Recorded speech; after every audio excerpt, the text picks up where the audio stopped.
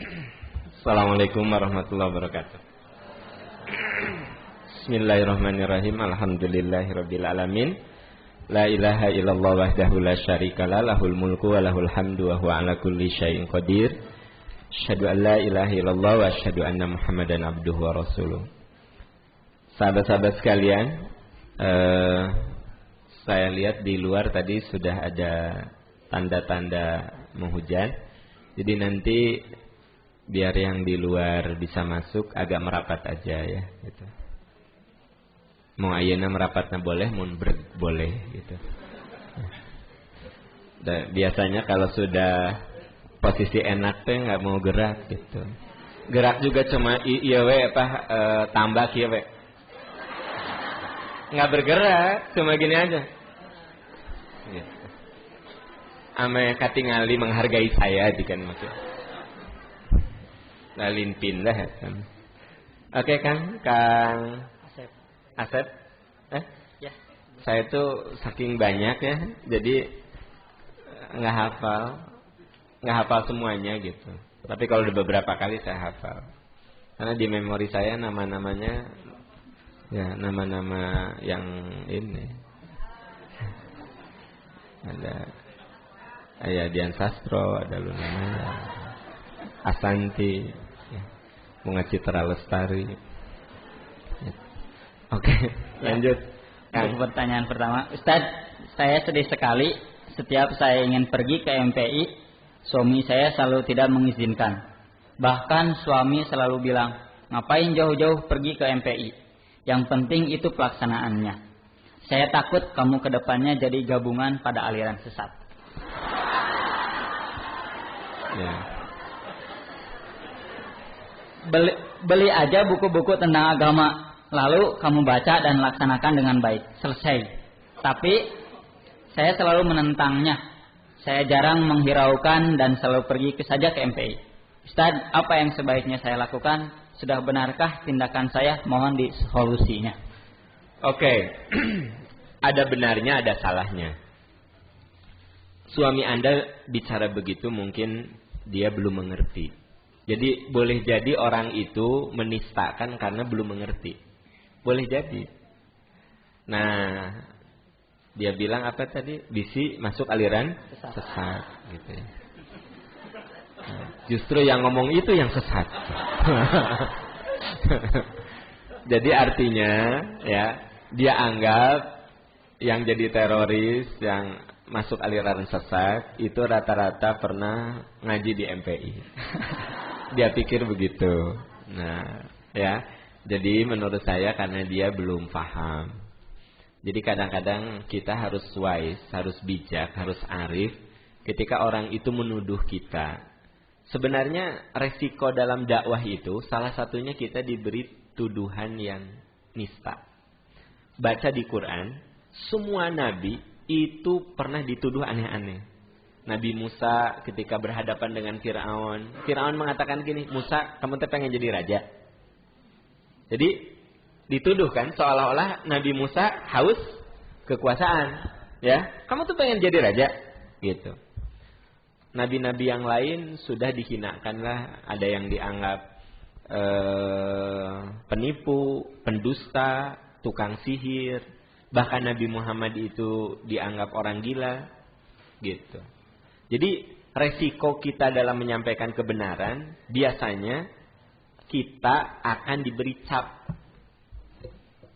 Kalau kita mah cuma disebut aliran sesat, ya, itu nggak ada apa-apanya dibanding dengan Rasul yang disebut orang gila. Makanya kalau ada yang nuduh ke saya aneh-aneh, nggak masalah, karena saya tahu itu sunnah para utusan begitu, ya. Jadi dianggap aneh-aneh gitu, ya biarin aja. Saya mikir ayan teh nyebut aam teh gelo encan euy cenah. Oh ya teh naon. Mun kieu kades ya ngaji di mana? Di MPI saha penceramana?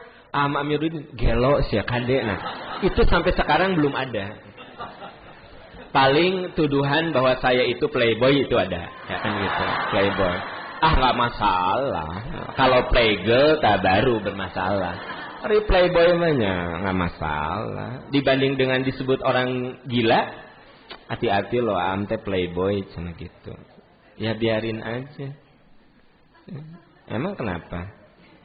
Ya, bangga malah playboy. Playboy bae jadi ustad kumaha teu. Nah, jadi maksud saya paling tuduhannya playboy gitu. Hambung urang ngaji ke am teh playboy jelema teh. Kabeh dijadikeun kabogoh. Jadi kalau saya ramah ke orang tuh disebut nanti ya tebar pesona. Mah so ka ibu-ibu mah tepe-tepe kabeh ditebari pesona, dijadikeun kabogoh. Naon? Umanya kita ramah dijadikan kabogoh gitu. Jadi maksud saya cuma disebut gitu mah saya enggak sugan sakit hati apa enggak gitu. Kenapa? Karena semua nabi itu dituduh. Gitu. Anda datang ke sini jangan Anda kira dipuji orang, aya nu seneng, aya juga nu ngaon ngaji. Nu penting mah pengamalan, kade sesat. Nah, mirip suami Anda itu. Nah, ya. Bari dia teh ngamalkeun tara manehna teh. Ya, ngaji tara, dia nu sesat sebenarnya. Nah, sekarang apa sikap Anda sebagai istri? Pertama, ada saat kita memang tidak perlu taat kepada suami, tapi tetap harus cara yang baik. Karena ada keterangan yang mengatakan la ta'ata fi maksiatil khaliq. Kamu tidak perlu taat kepada orang yang nyuruh kepada kemaksiatan. Jangankan suami, ibu, ayah kita juga bisa dibantah kalau itu salah. Tetapi ada catatan, wasohibuhuma fid dunya ma'rufa. Tetap kamu harus bergaul dengan mereka secara baik. Jadi misalnya ibu saya ngajak saya ke dukun, antar emak kemana? Emak teh hayang nanya ke dukun. Saudah lama tuh ngobrol jeung dukun teh. Emak teh hayang diskusi tentang masa depan. Jeung saha mah? Dukun di Gunung Kawi. Nah, saya pikir tanya dulu, emang dukun eta nya babaturan emah baheula keur sakola? Ya mah ngobrol. Nah, boleh enggak saya nganter? Boleh, dia cuma silaturahmi. Ngan babaturan teh dukun. Ari ibu saya mah tara ka dukun tara, hanya dia mah nyobat ya. Yang si Ibu Wiwi teh. Nah, nyobat tapi ya mah jadi pananyaan di sana teh di Gunung Kawi teh. Nah, tapi kalau gini, mau apa mak ke sana? Iya, mate mau nanya ini ya. Itu si adik kamu teh meuni hese pisan dapat jodoh teh kumaha sugan we atau kalau udah ke dukun mah. Nah, saya bilang mak, mun ka dukun mah enggak bisa nganter gitu. Da sirik kita teh. Kamu mah kakolot teh nih. Ke orang tua teh enggak berbakti ya. Memang untuk hal ini mah enggak bisa berbakti. Sok mas suruh yang lain. Saya mau berbakti asal itu benar gitu. Sok senapel, empel gitu. Sok nyusuh gitu. Saya ingin katakan memang kepada itu ke orang tua, apalagi ke suami. Makanya ada saat Anda tidak perlu taat ke suami, tapi tetap harus dengan cara baik. Cara baik bagaimana? Siapkan dulu sarapan paginya, siapkan dulu untuk makan siangnya, beberes dulu di rumah. Baru pergi, ayah aku mau pergi. Udah semua beres gitu. Jadi ibu pergi teh, suami teh memang lihat udah beres. Ibu mah kan kadang-kadang pergi itu lari dari keadaan rumah. Nah itu tong seuri eta nu salah. Tong seuri eta nu salah. Kunaon kamu ngaji rudet salaki. Nah itu salah. Ternyata Anda teh rajin ngaji karena suami kalau hari Minggu ada di rumah. Ya gitu. Nah itu yang salah. Jadi sebenarnya tidak taat kepada suami untuk hal yang memang jadi prinsip Anda itu boleh-boleh saja. Kan katanya ridho Allah tuh ada pada ridho suami. Bahkan katanya kalau Nabi mengatakan seandainya manusia itu boleh bersujud kepada sesama manusia, aku akan suruh istri sujud kepada suaminya. Nya atau yang dimaksudnya suami yang mana dulu? Gitu. Jadi andaikan manusia itu boleh sujud kepada manusia, aku suruh istri sujud kepada suaminya. Maksudnya apa? Suami yang mana? Mirip seperti surga itu di bawah telapak kaki ibu. Kaki ibu yang mana? Apakah yang roromehen atau yang mulus? Gitu. Maksudnya ibu yang soleh, karena ada ibu yang memang menghantarkan anaknya ke surga. Nah itu yang disebut dengan di bawah telapak kaki ibu itu ada surga, yaitu ibu yang menghantarkan anaknya ke surga. Tapi tidak semua telapak kaki ibu itu ada surga, gitu. Jadi ibu, walaupun kaki ibu roromehen, maaf, maka jadikanlah kaki ibu surga untuk anak-anak ibu. Omongan ibu menghantarkan anak ke surga, perilaku ibu menghantarkan anak ke surga, marah ibu menghantarkan anak ke surga, gitu. Jadi marah ibu saja menghantarkan anak ke surga. Ya Allah, Gusti Nu Agung, mudah-mudahan kamu teh asup surga. Salat atuh bager. Nah, itu. Gusti Allah neraka ya. Itu. Ari kamu ya udah SMA, salat ini susah neraka ya. Ta eta mah lisan yang menghantarkan anak ke neraka. Aduh, udah SMA kelas 3 itu salat masih ditinggalkeun wae. Sayang bager atau sok mama didoakan ame masuk surga kamu teh. Salat supaya masuk surga. Nah, itu ibu yang menghantarkan ke surga. Dari ibu-ibu yang mana di sini? Jawab itu. Tuh, kalau nggak jawab itu tuh juga nu tadi nu butut. Nah, jadi ya, seperti itu ya. Balik ke yang tadi. Jadi jawaban saya adalah boleh tidak taat kepada suami, tapi tetap Anda harus menunjukkan perilaku yang santun, gitu. Oke. Pertanyaan selanjutnya, Ustaz, saya akhwat yang sedang bertaaruf dengan ikhwan yang bermadhab Syiah. Bolehkah dalam rumah tangga suami istri berbeda faham, Sunni dan Syiah? Apa konsekuensinya? Begini. Sebenarnya perbedaan paham itu dua. Ada perbedaan paham yang sifatnya permukaan. Ada perbedaan paham yang sifatnya fundamental, fondasi. Ya. Nah, kalau perbedaan paham yang sifatnya optional, yang luarnya saja, nggak masalah sih sebenarnya. Dan Anda tidak akan pernah menemukan suami atau istri yang pahamnya persis sama seperti Anda. Dan nggak mungkin itu. Ya nggak? Nggak mungkin. Sokwe cari di muka bumi ini, pasti Anda akan mendapatkan sebuah keputusasaan. Kalau ingin mencari yang 100% sama, nggak mungkin. Tugas kita yang mendekati. Yang mendekati saja. Nah, kalaupun ada beda-beda, itu sifatnya yang artifisial. Yang luarnya saja. Nah, tapi kalau yang udah fundamental, nah itu berat. Maaf, Sunni dan Syiah itu ada perbedaan yang fundamental sebenarnya. Itu berkaitan dengan keyakinan. Ya. Kalau saya tidak menyarankan. Karena nanti Anda lelah. Suami Anda lelah, Anda pun lelah. Tapi kalau perbedaannya hanya perbedaan organisasi, ya. Anda anak ketua Persis, sementara calon suami Anda anak ketua NU pesantren di Cimareme. Sementara Anda kan di Soreang, ketua cabang Persis orang tua Anda.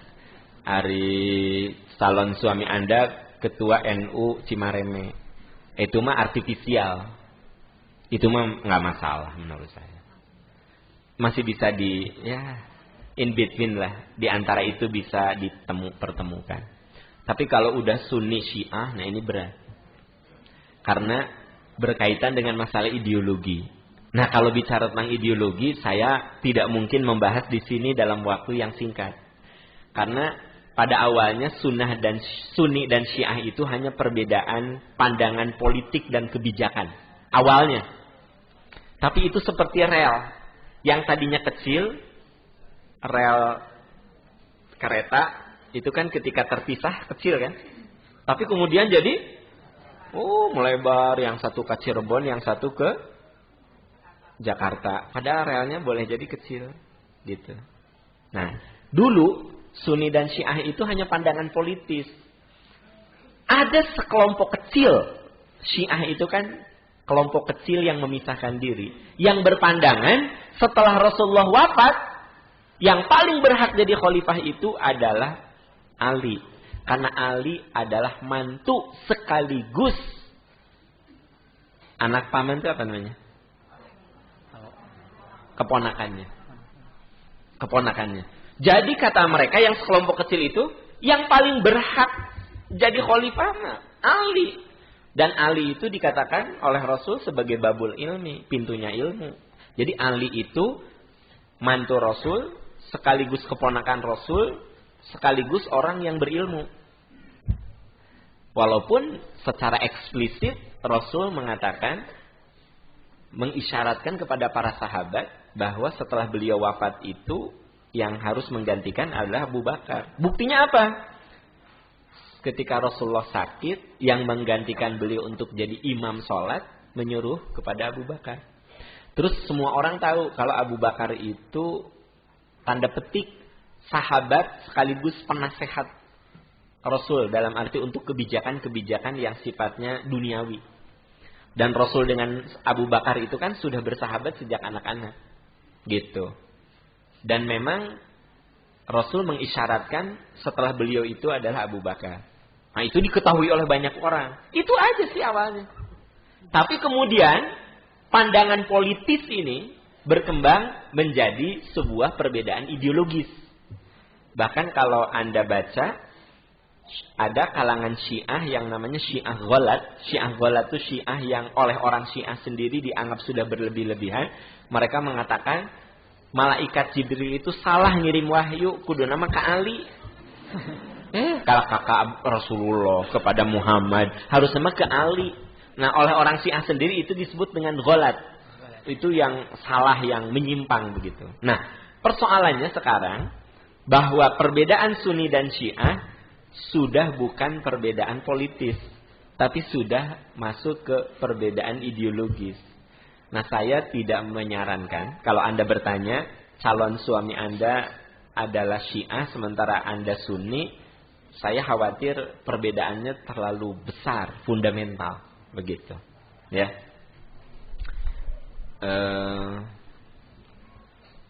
Kalau masih ada orang Sunni malah cari di MPIG banyak. Susah-susah tuh cari. Nah gitu. Tapi maaf, saya membahas tentang Syiah ini sangat parsial. Karena memang butuh waktu yang panjang. Analisisnya harus analisis historis, analisis ideologis, dan analisis sosiologis. Harus 3. Historical approach, ya, ideologicalnya, dan sosiologisnya. Itu 3. Yang saya bahas itu cuma permukaannya saja, bukan pembahasan itu mah, introduction juga bukan, ya. Tapi saya ingin menunjukkan sebaiknya Anda hindari perbedaan yang terlalu fundamental. Tapi perbedaan yang artifisial nggak masalah. Yang satu rajin ngaji nate di DT, yang satu di MPI, tenanaun. Selera aja. Selera Darut Tauhid, selera Percikan Iman. Yang satu mengaji nate di Salman aja, yang satu mengaji nate di Istiqomah aja. Nggak masalah, artifisial itu, ya. Hanya metode saja. Karena setiap orang kan punya metode yang beda-beda, gitu. Seperti itulah. Dan tolong diingat, rekan-rekan yang belum mendapatkan jodoh, jangan mencari jodoh yang sama persis dengan selera Anda. Anda tidak akan pernah menemukannya.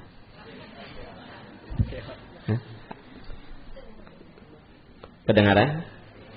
Anda tidak akan pernah menemukan yang sama persis. Kalau Anda berjuang, saya katakan, Anda tidak akan pernah menemukannya. Karena manusia itu diciptakan oleh Allah unik. Unik itu setiap orang jadi dirinya sendiri.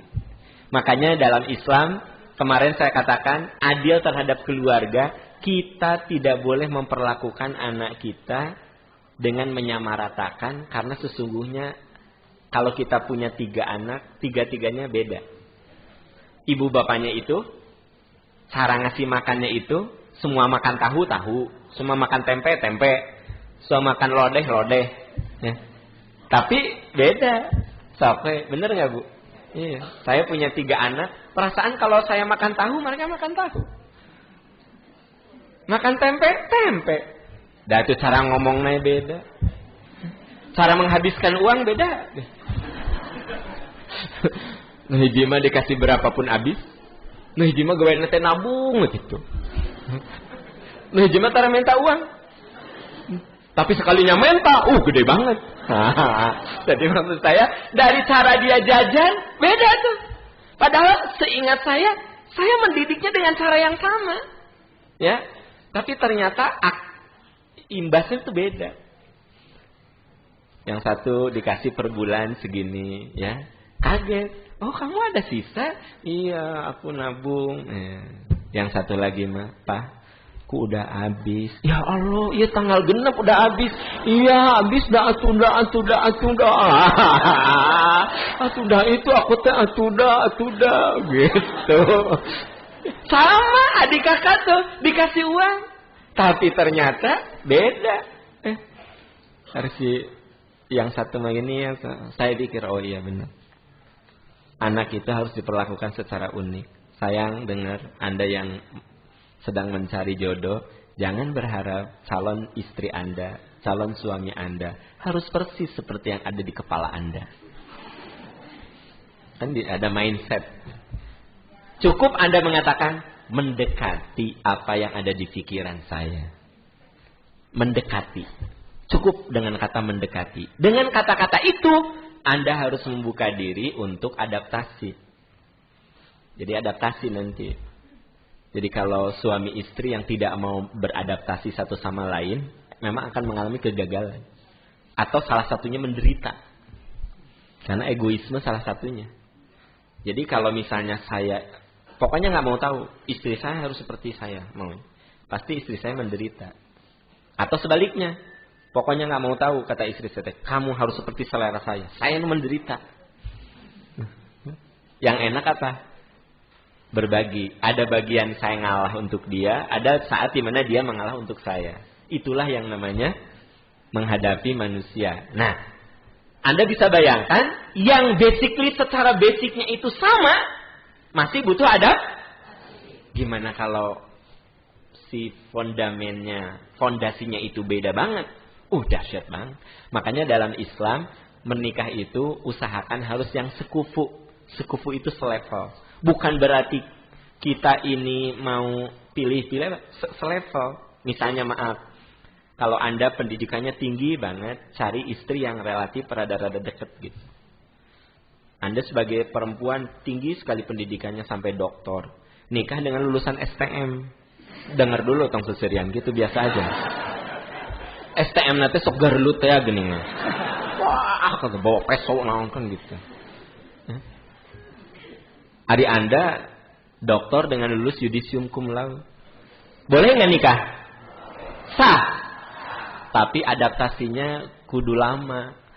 Ya, karena Anda sebagai seorang intelektual, biasa di kampus, bicara dengan mahasiswa S3 yang logika-logika ilmiahnya luar biasa, tiba-tiba bertemu dengan suami yang berpikirnya sangat sederhana. Gitu. Dikit-dikit ku aing sih ya, nah gitu. Aing dikadek gitu. Ayah itu si ade itu sama gurunya ditegur nggak boleh masuk, ku aing dikadek. Nah gitu. Jadi guru kurang ajar sih ya, dipencit. Nah, hari Anda mah kan doktor ya, bidang. Jadi berpikir kenapanya si ade teh nggak boleh masuk. Nah, mungkin kamu digali gitu. Hari suami Anda mah kan saha guruna kade ku aing. Nah, jadi susah itu. Adaptasinya. Nah, itu makanya harus sekufu. Ya, sekufu, ya. Nah, boleh teteh-teteh Anda mencari suami yang kaya banget. Boleh. Tapi Anda harus beradaptasinya agak lama, gitu.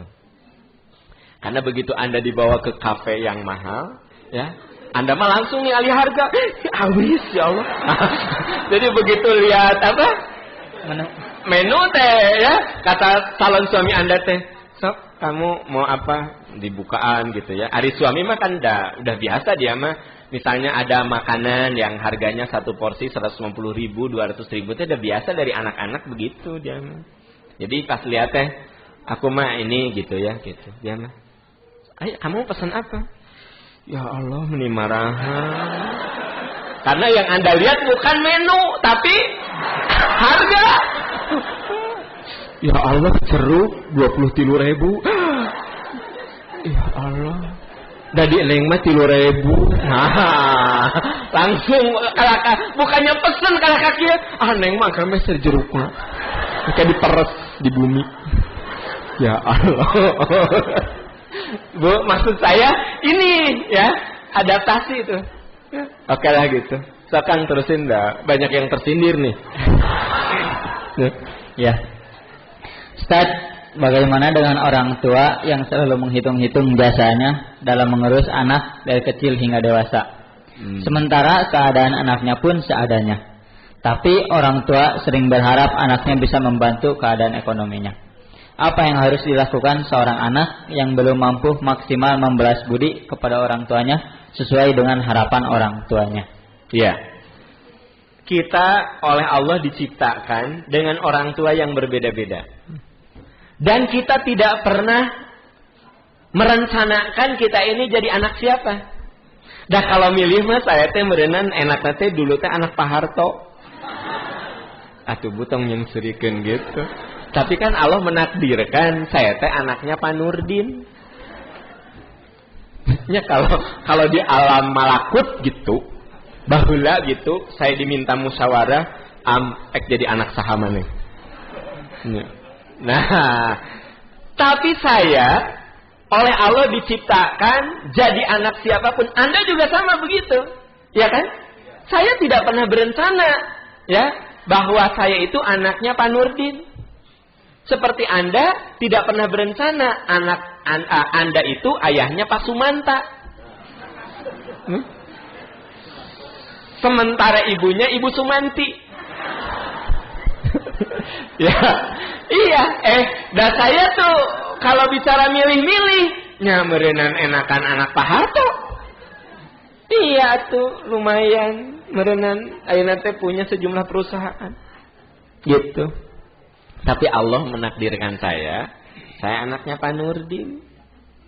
Gitu. Jadi sayang, tak ada seorang pun yang bisa merencanakan dia jadi anak siapa. Oleh karena itu, pertama, terimalah orang tua kita apa adanya dulu. Karena kita tidak pernah berencana untuk jadi anak siapapun. Gitu. Ke SD mah sok protes. Aman naonnya jadi anaknya Pak Nurdin. Gitu, protes saya teh. Ya tuh ada ku Allah nya gitu. Anak Pak Nurdin. Karena saya teh punya temen ya gitu. Kalau dibawa ke rumah nate mobil Jeep nate bagus nu Toyota teh heran gitu. Hari saya sapelah di imah. Jadi kalau pulang ke rumah teh sok protes. Dengar atuh Aam kecil atuh lagi lucu-lucunya protes ge bapak saya teh kalah kaseri gitu berarti lucu. Bukan bapak saya teh langsung nyeri hati cerik, enggak seri bapak teh almarhum. Ingat aja bapak hanya teh jadi anak bapak teh jadi anaknya, jadi saya sebut namanya. Ada teman saya namanya teh X aja ya gitu, rumah nanti gede. Terus mobil nanti 3, jaba ya Jeep Toyota gitu, motor gitu, halamannya gede. Hari saya di rumah teh sepeda gitu, jadi sok protes. Nah hanya aku teh jadi anaknya bapak gitu, seri bapak teh gitu. Tapi ayeuna mah alhamdulillah sih jadi anak Pak Nurdin bener. Alhamdulillah. Kan pantesan bapak saya cuma tertawa aja tersenyum gitu ya. Jadi yang ingin saya katakan di sini, sayang, ibu bapak, rekan-rekan, terimalah orang tua kita apa adanya dulu. Itu. Sebenarnya intinya saya mau ngomong itu. Karena tak ada seorang pun yang diberi pilihan untuk menjadi anak siapa. Ya enggak? Enggak ada. Gitu. Nah, dengan cara begitu kita bisa lebih menerima kekurangan orang tua kita. Nah, orang tua ada yang suka ngomong-ngomong tentang jasanya. Yuh, mamah teh waktu ngalahirkeun kamu teh sakarat. Sakarat mamah teh. Ya waktu mama ngegedein kamu teh mama teh pinjem duit ke sana ke sini. Waktunya kolahin kamu teh gini. Jadi memang ada orang tua yang suka bercerita tentang jasanya. Ya udah terima aja, mungkin itu karena latar belakang pendidikannya yang tidak memadai. Mungkin karena latar belakang pergaulannya yang tidak memadai. Anda harus mengatakan, karunyanya si bapak, si emak, meni suka ngomongin kebaikan-kebaikannya, kasihan.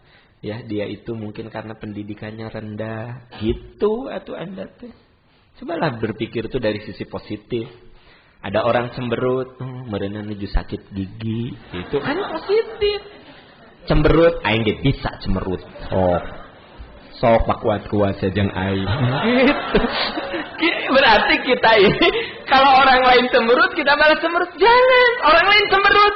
Oh, jika nama dia teh lagi ada masalah sama suaminya, atau jika nama sakit gigi, udah. Sekarang ada orang tua yang suka ngomongin kebaikan dia. Ya memang 1-2 ada yang begitu. Mama capek ngurus kamu teh. Capek. Padahal baheula teh kamu teh gering mun maot meureun. Ai.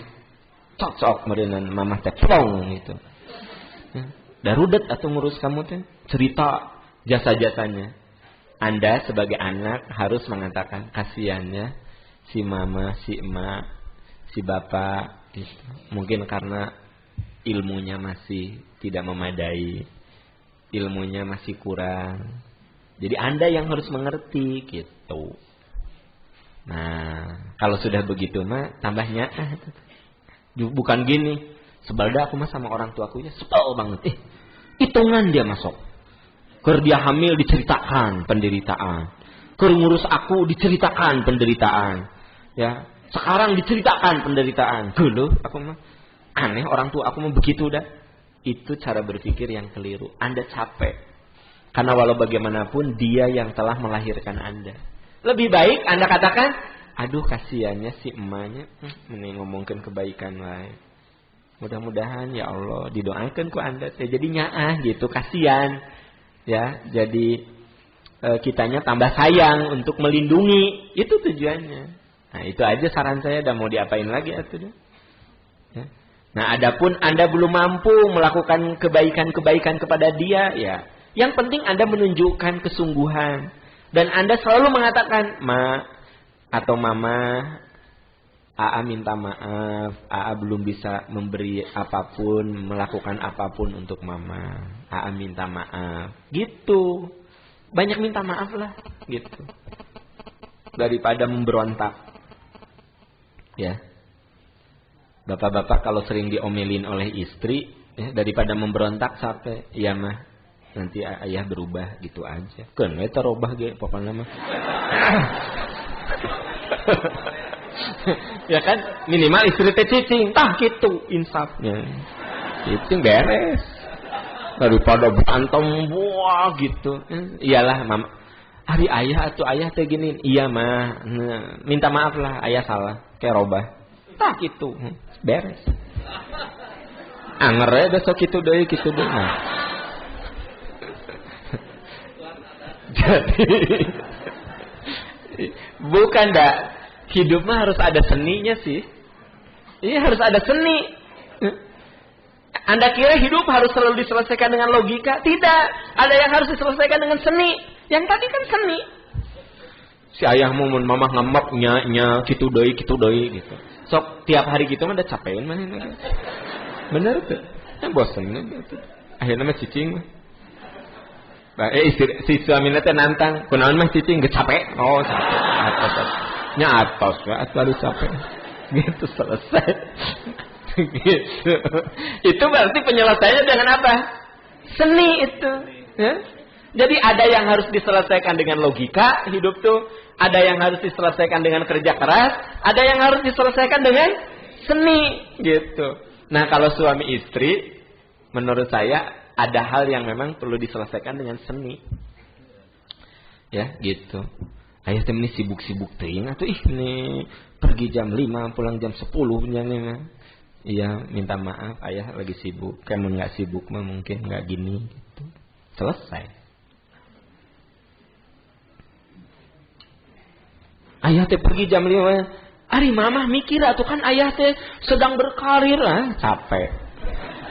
Moal asup moal. Enggak akan masuk.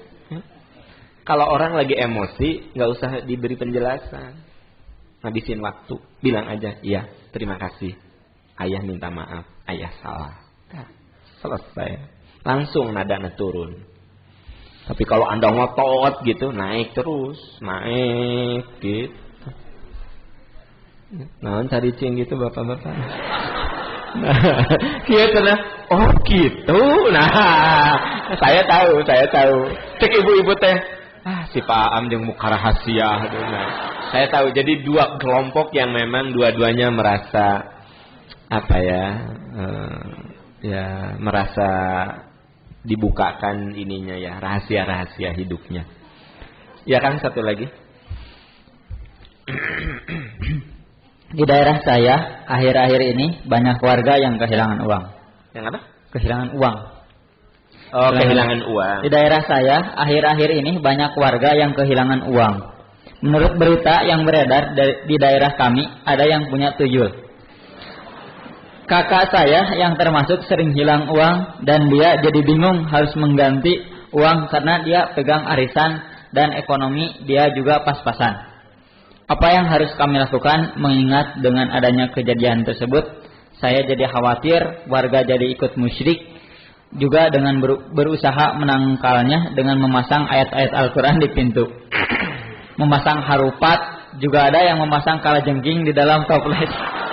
Pasang apa? Kalajengking, dicapit meureun teh. Tutuyul teh. Mohon sarannya dan apa yang harus dilakukan supaya keimanan kami tidak goyah. Oke. Ternyata hidup teh unik ya. Sesuatu banget gitu. Jadi hidup tuh unik, bener. Ya makanya yang bikin saya rindu sama MPI itu gini. Sok aya anu aneh teh kalajengking naon meureunna nyapit itu sinon itu ya cik tuyul teh entong ya kalajengking keluar gitu ya. Oke ya, pertama fenomena hilang ini nih, kita sekarang tidak bicara pakai logika ilmiah karena ilmiah itu butuh pembuktian empirik. Kalau kita bicara yang berbau ilmiah itu butuh pembuktian empirik. Saya akan bicara bukan dengan pendekatan logis empirik, tapi saya ingin bicara dengan pendekatan agama. Kita yakin Allah menciptakan makhluk itu ada yang lahiriah, yang tampak seperti flora, fauna dan kita semua. Tapi kita harus yakin Allah juga menciptakan makhluk gaib. Itu sebabnya di dalam surat Al-Baqarah ada kalimat alladzina yu'minuna bil ghaib. Orang takwa itu orang yang beriman kepada yang gaib. Gaib itu ada 3. Ada peristiwa gaib, ada alam gaib, ada makhluk gaib. Peristiwa gaib, kematian, peristiwa gaib. Ya enggak? Peristiwa gaib kematian itu. Yang kedua, alam gaib. Seperti alam barzah, alam akhirat, itu alam gaib. Yang ketiga makhluk gaib, seperti malaikat dan jin, itu makhluk gaib. Nah, kalau kita bicara tentang makhluk gaib, yaitu jin, kita tidak bicara malaikat, karena jin itu banyak kesamaannya dengan kita. Yaitu ditugasi untuk ibadah dan punya kemampuan berpikir. Di dalam hadis yang diriwayatkan oleh Imam Ahmad, ada seorang sahabat yang punya lumbung kurma. Kalau di kita kan lumbung padi. Dia tuh aneh. Lumbung kurmanya itu suka berkurang. Padahal dia merasa tidak ada yang mengambilnya. Selalu berkurang. Nah, suatu saat begitu dia datang ke lumbung kurma itu, ada makhluk gede. Si orang itu bertanya, kamu tuh jin apa manusia? Si makhluk itu mengatakan, saya jin. Udah beda tuh suaranya. Jadi, ya, kamu jin apa manusia? Saya jin. Gitu. Ya. Lalu si orang itu berkata, apa yang bisa menyebabkan kamu tidak bisa mengganggu aku? Baca saja ayat kursi. Gitu, cek si jin teh dah kudu suara teh gede. Baca saya ayat kursi. Udah aja menghilang. Si orang itu datang ke Rasul, menceritakan kasusnya. Apa kata Nabi? Jin itu makhluk yang paling berdusta, tapi untuk kali itu dia jujur. Apa kata Rasul? Jin itu makhluk yang paling berdusta, tapi untuk kali itu dia jujur. Apa maksudnya? Nah, jadi ternyata sayang, zaman Rasul pun kasus orang kehilangan barang bukan dengan sesuatu yang masuk akal, itu pernah terjadi gitu. Kan hilang tuh ada yang masuk akal, ya. Handphone saya disimpan di dia gitu, bubar semuanya. Jelas handphone ini kayak gini mah eye catching atuh. Gitu. Ya. Di tempat umum, saya lagi makan di kafe, ya. Saya simpen handphone, saya ke toilet. Hilang, masuk akal kan. Nggak mungkin, jin mananya? Nggak mungkin. Jin mana atuh? Ya, gitu. Anda naik angkot, ya, tiba-tiba pas dibuka teh dompet, hilang. Eta mah kan masuk akal. Tapi ada kehilangan yang tidak masuk akal. Uang Anda teh jelas 10 lembar. Dimasukkan setiap lembar itu di dalam amplop. Amplopnya dimasukkan di dalam buku. Bukunya dimasukkan dalam laci. Lacinya dikunci. Lalu kuncinya ditutup lagi. Si laci itu di dalam lemari. Dikunci lagi. Kamarnya dikunci. Sebenarnya kunci. Kamar dikunci, lemari dikunci, laci dikunci, uang masukin ke dalam amplop, nanti dirapet. Lalu si amplopnya dimasukin ke buku nanti ditalian. Nah, kabayang itu. Tiba-tiba begitu Anda buka, yang tadinya 10 lembar, jadi 9 lembar. Ini tidak masuk. Jadi kehilangan itu ada 2. Ada kehilangan yang masuk akal, ada kehilangan yang tidak masuk akal. Nah, zaman Rasul ternyata ada sahabat yang kehilangan tanpa masuk. Ternyata dia bisa memergoki jin. Waktu ditanya, kamu jin apa manusia? Berarti si sahabatnya wanian. Dan Anda mah langsung gitu. Bagaimana tahu rahasia jin atuh? Anda ngecerit atau lompat, lari. Hari dia mah begitu lihat jin, kamu jin apa manusia? Dia mengaku jin. Lalu apa yang menyebabkan saya bisa selamat dari godaan, dari gangguan Anda? Baca saja surat Yasin. Ayat kursi. Ya, sorry atum nih salah sedikit dia. Nih biasa. Cik atuh hati rada bersih dikit. Salah dikit langsung biasa. Namanya juga atuh. Ini gimana saya kalau berbuat dosa besar atau salah ngomong aja. Nah. Bacalah ayat.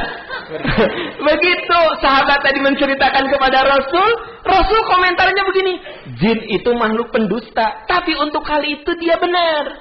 Itulah yang jadi alasan kita dianjurkan baca ayat kursi kalau merasa diganggu jin. Nah, itu ceritanya ada di buku yang ditulis oleh saudara Am Amiruddin. Judul bukunya Menelanjangi Strategi Jin. Matak apa detail gitu, saya baca di buku yang ditulis oleh saudara Am Amiruddin itu. Lumayan, buku itu lumayan, gampang dicerna lah gitu ya. Nah gitu, saya jadi mengerti dunia perjinan gitu. Padahal saya kan orangnya logis banget. Tapi begitu baca karyanya saudara Am Amiruddin tuh ya alhamdulillah. Coba Anda juga baca ya. Nah jadi dari sini jelas. Kasih tahu tetangga Anda, nggak usah nyimpen kalajengking. Kumaha kalau yang digigit nu masang ya. Eta saya mawati langsung dicocok ya, digigit begitu. Tidak perlu juga pasang apa? Tadi harupat. Tingkatkan saja kesolehan orang-orang yang ada di situ. Karena jin itu tidak akan nyaman di tempat orang yang soleh. Jin kafir tidak akan nyaman di tempat orang soleh. Maaf. Kalau Anda nyaman enggak berada di tempat orang yang iya mabok, sebelah kiri mabok, sebelah kanannya lagi nyekek botol, sebelah kirinya lagi main gapleh yang pakai duit. Anda duduk di situ nyaman enggak? Enggak nyaman. Seperti hanya mereka pun yang melakukan seperti itu enggak nyaman duduk di sini. Bari nyekek botol asup ke dia gitu kan. Lak dengerin, enggak nyaman. Jin juga begitu. Jin yang kafir, dia hanya nyaman dalam lingkungan yang tidak soleh. Jin yang soleh, dia hanya nyaman di lingkungan yang soleh. Anda kira yang dengar MPI ini hanya manusia saja? Jin juga ada yang hadir. Tah, dilalahun. Tapi di dia mangan ayat 2 di dia menipinuh dia. Ya Allah, jin teh meni pinter deh. Jangan milihan ibu-ibu nate pinter gitu di dalahun nate. Nah, saya ingin katakan karena langsung kia, ya Allah jangan-jangan di aku cina gitu. Biasa tuh bener. Tapi yang dimaksud adalah jin juga dia bisa mendengarkan ceramah. Boro-boro ceramah. Kalau Anda baca Quran, jin yang soleh itu bisa dengar. Anda baca surat jin, qul uhiya ilayya annahu istama'a nafaru minal jin faqalu inna sami'na qur'anan ajaba yahdi ila rusydi fa amanna bihi wa lan nusyrika bi rabbina ahada. Jadi ketika Rasul baca Quran itu ada jin yang mendengarkan. Kalau Anda baca Quran, jin yang soleh bisa saja mendengarkan. Gitu. Makanya sunnahnya kalau baca Quran itu jahat. Bismillahirrahmanirrahim. Wa ibadur rahmanil ladzina yamshuna. Itu namanya jahat. Tapi secukupnya. Mulai wa ibadur. Padahal Anda sendirian di kamar atau kalau di depan jamaah disuruh baca, ini mah di kamar sendirian. Wa ibadur rahman. Enggak usah. Biasa wah. Legeng sama. Nah, waktu dia tegur teh, "Adik kamu beli keras-keras teh." Aku di depan para jin. Nah, harus. Gitu. Karena ketika Rasul baca Quran, ada sekelompok jin yang mendengarkan bacaan itu. Nah, ketika saya menyampaikan tausiah di sini, ya, ada jin-jin yang soleh yang mendengarkan. Apa cek jin teh enak? Urang keur dibahas. Ini ayat jin di dia teh kieu isu urang keur dibahas tinggal ikuti Alma. Keren kan urang? Keren. Tas antar mereka gitu. Nah, bahkan jin di luar ge langsung asup ningali urang keur dibahas euy cenah kalua ka ditu. Tapi kan Anda enggak lihat kan? Ya udah. Ya.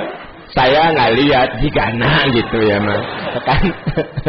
Jadi rekan-rekan sekalian, saran saya tingkatkan aja setiap rumah itu kesolehan, tingkatkan kesolehan ya. Dan Anda harus percaya memang apakah itu disebutnya tuyul atau apa, pokoknya mereka teh jin aja. Hanya orang Indonesia nyebutnya tuyul, orang Arab menyebutnya beda lagi. Orang Pakistan beda lagi sesuai dengan bahasanya. Tapi Anda harus yakin bahwa memang ada kehilangan di mana yang mencarinya itu makhluk yang gaib. Kalau merujuk kepada hadis yang saya tadi ceritakan. Gitu. Itu mungkin yang bisa saya bahas. Kita break dulu. Ya.